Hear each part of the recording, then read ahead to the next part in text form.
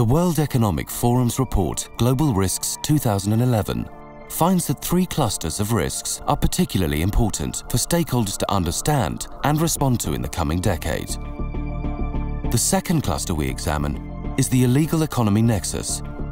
At its core, this nexus consists of 3 risks: illicit trade, corruption, and organized crime. However, it links strongly to the risks of fragile states and terrorism. The interaction between these risks creates challenges for both emerging and advanced economies. Emerging economies suffer under chronic threats to development, as well as acute threats to stability. Advanced economies, which drive a high proportion of the demand for the illegal economy nexus, face regional and global instability, as well as the pressure to participate in corrupt practices.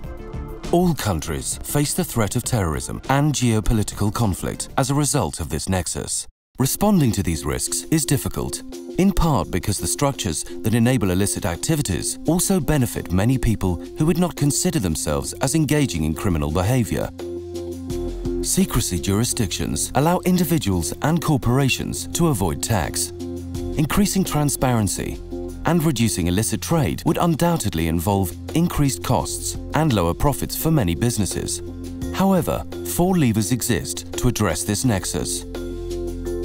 Improved global coordination and stronger multilateral frameworks would assist activists and law enforcement in preventing flows of illicit capital out of fragile states.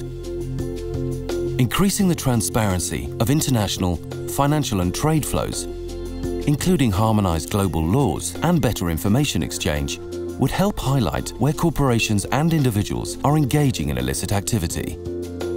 A greater understanding of the human and economic impact of engaging in illicit trade could reduce demand for illicit goods in advanced economies, as could the continued success of programs such as the Forum's Partnering Against Corruption initiative.